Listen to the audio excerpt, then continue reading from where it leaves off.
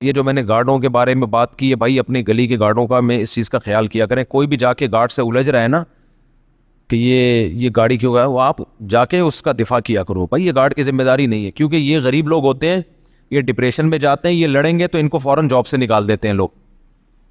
ये लड़ेंगे ना आगे से कि भाई ये मेरी जिम्मेदारी थोड़ी है, तो पता है वो सेठ क्या बोलता है, भाई तू जबान चला रहे मेरे आगे, चलो भाई गार्ड ट्रेंड। अब वो बेचारा क्या डकैतियाँ करेगा, वो चोरियाँ करेगा।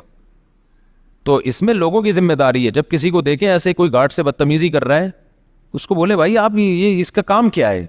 और रिटर्न में ना गार्ड की जिम्मेदारियां लिख के लगा देनी चाहिए, और इंतजामिया को चाहिए लिख के लगा दे भाई गार्ड से इसके अलावा किसी और चीज में उलझने की इजाजत नहीं। अब एक काम रह गया गार्ड का, वो है गली की हिफाजत। गार्ड का काम यह है कि जैसे ही डाकू आए फौरन वो गली छोड़ के भागे।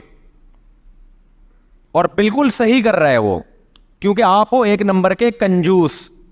दो वजह से वो सही। मेरा भी मशवरा है गली के गार्डों को, जैसे ही कोई आगे ना भाग जाया करो फौरन। दो वजह से, नंबर एक तो तनख्वाह 8,000।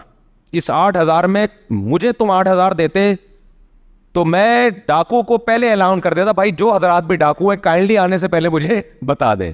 8,000 में अगर मैं कुर्सी पे वहां गन लेके बैठ गया हूं ना, ये मेरी बहुत बड़ी नेकी है। इतनी नेकी काफी है, 8 या 10,000 इतना होगा।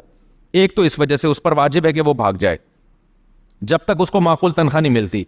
नंबर दो, महल्ले वाले होते हैं एक नंबर के कंजूस। इन गार्डों को एजेंसियां जो असलहा देती हैं, महल्ले वालों को इतनी तौफीक नहीं होती कि कोई अच्छा सा असलहा खरीद के इनको पकड़ा दें।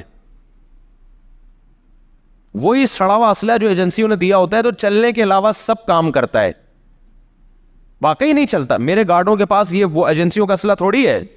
हमने इनको 5-5 लाख की गनें खरीद के दी हैं, अब तो शायद 10 लाख की हो गई होंगी। वो एजेंसी जो बंदूक देती है, हमें ऐसे पता चला, हम ले गए इनको निशाने के लिए ना, हमने कहा जरा गार्डों का निशाना तो चेक करें। पहले मैंने कहा मैं चलाता हूं, आगे उसने वो रखा, मैं चलाए तो वहां जा रही है ना वो उधर। हमने कहा भाई ये तो किसी और को लग जाएगा भाई।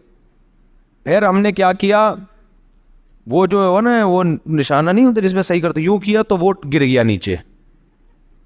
कोई बुलेट खींच रहा है तो बुलेट हाथ में आ गया उसके, कोई उसको ट्रैगर को जोर से खींचा तो वो हाथ में आ गया। कोई क्या हो रहा है, कोई क्या हो रहा है। हमने कहा ये क्या है भाई, तो वहां हमें पता चला ऐसा ही होता है, ये गने जो इनकी होती इसी तरह की होती हैं। तो फिर हमने कहा अगर हमने हिफाजत करनी है तो बंदूकें सही होनी चाहिए ना, क्या ख्याल है। तो चूंकि महल्ले वाले कंजूस होते हैं, वो कभी भी गार्ड को सही असलहा खरीद के बोलो नहीं देंगे, उनकी जेब से रोकड़ा निकलता ही नहीं है। तो तुम्हें अपनी हिफाजत के लिए तुमसे रोकड़ा नहीं निकल रहा, तो फिर बेहतर है कि वो वहां बैठ के 12 घंटे एक गार्ड सोए, अगले 12 घंटे दूसरा गार्ड सोए। कंजूसों के साथ ऐसा ही होना चाहिए।